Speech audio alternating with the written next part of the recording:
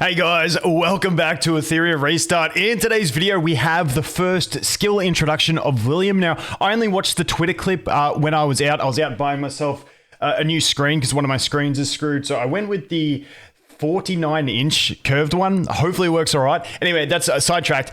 Liliam's skills came out, and even though we don't have full skill descriptions, she's looking like being one that is just kind of cracked, in my opinion. We'll go through it, watch the trailer of her skills, and then dive a bit deeper, because I've only watched it once. I want to watch it again. Also look at their multi-hits and stuff like that. So let's get into it. But she is looking kind of cracked, in my opinion, as a DPS.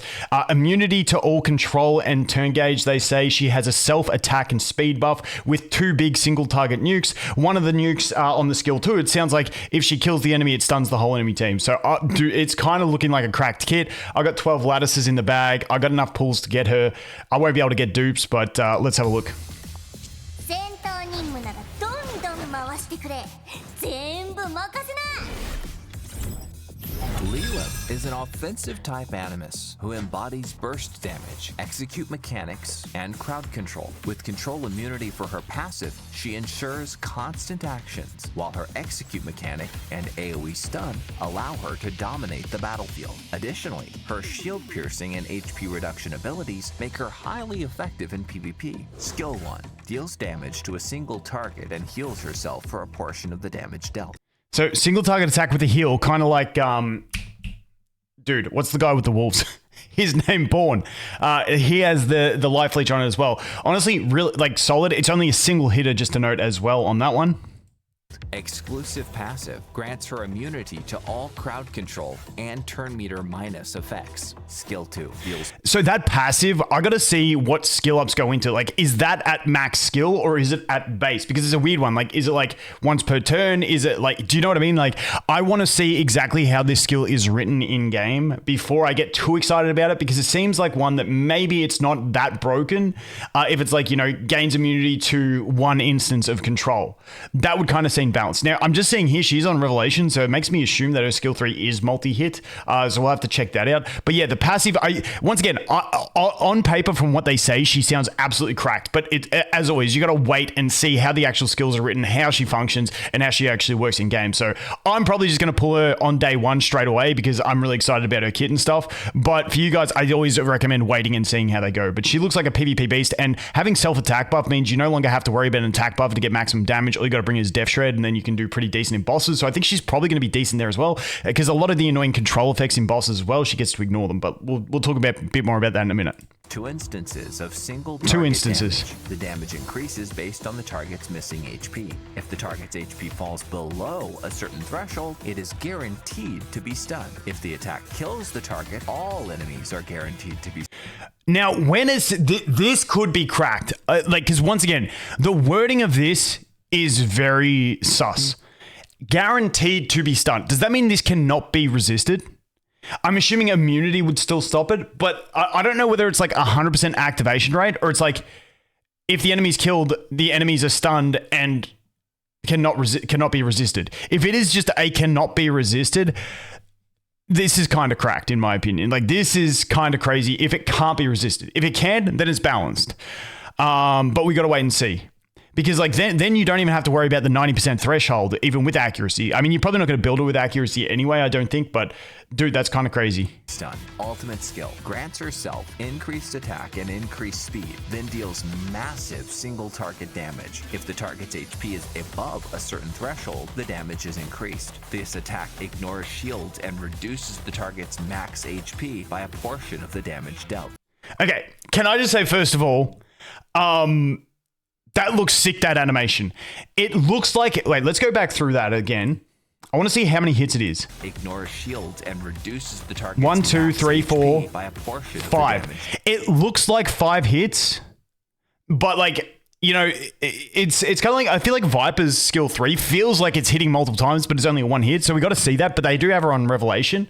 But if that's a 5-hit attack, and she's got all this other stuff in her kit, because what does he say it actually does? Let's take a look at this again. Let's go back all the way to the ultimate here. So grants, dude, it's kind of cracked. Ultimate skill grants herself increased attack and increased speed, then deals massive single target damage. If the target's HP is above a certain threshold, the damage is increased. This attack ignores shields and reduces the target's max HP by a portion of the damage dealt. She's just straight one-shotting because if they're above a certain HP, it does more damage. So the idea is you're just 100 zeroing just about anything in this. Keeping in mind she doesn't have negative element against anything. That's like, once again, first impression when you just read this kit, there is so much shit in her kit that makes her just seem broken. And I feel like if I see her in arena, she's just like a permaban for me. But that's obviously, we got to see multipliers. We got to see details on how these things work, because often the way they describe things aren't the way they work in practice. So we've got to wait and see. But when you look at the fact that her passive gives her immunity to control and turn meter effects, her skill 2 is a stun for a single target if they're low enough, or if it kills them, it's an AOE stun that sounds like it can't be resisted. Once again, it's guaranteed to stun. So whatever that will be, we've got to wait and see. Then her skill 3 gives her an attack buff and speed buff just for the extra juice on top of that. It looks to be 5 hits of single target damage. If their HP is above a certain threshold, it does more damage. It destroys max HP and it ignores shields.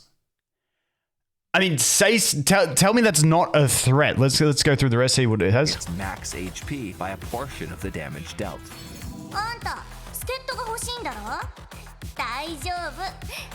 Is there anything else? That's it. Yeah, I mean, I'm just gonna watch. I'm just gonna watch this one more time for the sake of just double checking everything. But dude, that kit sounds absolutely nuts in my opinion. And I'm gonna pull her day one. I'm gonna lattice her out to what I think is effective because I have them in reserve, and we're gonna play around. If I get her early in my pools, I will probably pull for dupes on this character. But obviously, I don't have that many pools, so I haven't really beaten pities lately on my account. So maybe we get lucky, but yeah, I think she is going to be one that is going to this is going to be one of those whale units that I feel like is going to massively benefit from having those extra dupes. But we got to wait and see if they nerf Revelation, how much they nerf Revelation, because with Revelation, she is one tapping anything with that ult. When they say deals massive damage, it must have a big multiplier, and when the damage amplifies more when they're above that threshold. Now, the one thing I'm curious to see is how much of an uptime does she have on her speed buff and attack buff? And honestly, if her rotation is like, if her skills are 3-turn cooldowns and it's like a 2-turn buff and she loses it for 1 turn, that's not the biggest issue for me, because like if she does skill 3 into skill 2 into skill 1 and the skill 1 doesn't have the buff, I'm cool with it. Hell, even if it's a 4-turn cooldown and she has to do 2 skill 1s without the attack buff, well, at least she's getting the attack buff on her 2 important skills. So yeah, that's kind of where I'm looking at it. Let's go through this one more time. Liliam is an offensive type animus who embodies burst damage, execute mechanics, and crowd control. With control immunity for her passive, she ensures constant actions, while her execute mechanics This looks savage. and AOE stun allow her to dominate the battlefield. Additionally, her shield piercing and HP reduction abilities make her highly effective in PvP. Skill 1 deals damage to a single target and heals herself for a portion of the damage dealt. Exclusive passive grants her immunity to all crowd control and turn meter minus effects. Skill 2 deals 2 instances of single target damage. The damage increases based on the target's missing HP. If the target's HP falls below a certain threshold, it is guaranteed to be stunned. If the attack kills the target, all enemies are guaranteed to be stunned. Ultimate skill grants herself increased attack and increased speed, then deals massive single target damage. If the target's HP is above a certain threshold, the damage is increased. This attack ignores shields and reduces the target's max HP by a portion of the damage dealt. Bro, just listening to him say all that is crazy. Dude, she does so much. I don't know. We got to see multipliers. I'm thinking at the moment, actually, let me take a look in game, because I want to see, I can't remember which offensive shells have Bloodbath. Because, whoops, not friends. We want to go to archive, shells. I feel like she could be a good option for the Bloodbath. Now, Revelation does not, obviously. I mean, she could even be an Amber option, because she's a big threat whenever she gets a turn, no matter what she's doing, really. But obviously we kind of want the offensive ones. That's got Bulwark. Let's see. Law of Silence. Do you have it? No. Okay, it looks like because this doesn't have it either. So none of the offensive ones have Bloodbath. Although maybe she's the kind of thing that you run like, that maybe you could run like, oh, but then you don't have Fury Edge either. I don't know. I got to think about this in Cook because I'm not sure. I feel like for Arena, like we do Amber, but then if you do Amber, you don't really need the Bloodbath. I don't know what shell I want to run her on. Because obviously, if it is a 5-hitter on the skill 2, then the Revelation just makes sense for raw damage. But like when I think it of PvP sense, like the threat is like, even though she can't be controlled or gauge manipulated, like if the rest of your team gets controlled, then she's going to be like easy to snipe off. So I thought if you have her on Bloodbath or something so that she can live through it, because it sounds like her multiplier is going to be insane, that maybe she doesn't need the extra damage of like a White Fang or the Revelation or the counter or anything like that. Maybe she might not need that extra oomph to go ahead and actually do what she wants to do. So maybe you could just run her on a Bloodbath, live through whatever's coming, and then get her to move. Now, obviously, in this current state of Revelation, she's not going to live like 2 Revelation hits, but it's just something that I am thinking about. The other idea is like, do you run her on an Amber? But the problem with Amber is you don't get any offensive sets on it, to guarantee a hit. Or do you just run her on something like the Codex so that you can like one-shot 2 enemies? Or if something like, something's low, then you just pivot and you just use your skill 2 and stun the whole enemy team. So like maybe Codex on like Bloodbath Fury, and then you go like Swift. Well, she won't need accuracy, so you could just do Swift Raid. So like something like, the Fury Bloodbath Swift Raid, maybe on that, if her just raw multipliers are enough damage to like one-shot any at least offensive threat on the enemy team. Like maybe that's the thing. I don't know. We got to wait and see, obviously, for when she comes out. He doesn't have Bloodbath either. Yeah, there's no offensive ones that have Bloodbath. That's interesting. Maybe we'll get a new one in the future. But yeah, obviously Revelations for PvE and stuff sounds like the basic play. If you can guarantee her moving without getting one shot, then, Revelation's going to be huge for her. But that's just some stuff I'm thinking about. Because I'm thinking about her in like more like non-boosting straight, get first turn attacker teams. I'm thinking kind of in the sense that you use the Ho-Yan. So you could be like almost 2 turn 2 attackers using her plus Ho-Yan. Ho-Yan obviously has her passive. You run her on Bulwark so she can negate that stuff, and then you run Liliam or whatever, however we say it, in that team as well on Bloodbath, who's already basically got the immunity, and the idea is she lives through, and then you got 2 big single target nukers as an absolute threat. I don't know, just something I'm thinking about. But anyway, that is it for Liliam and her skills that we know so far.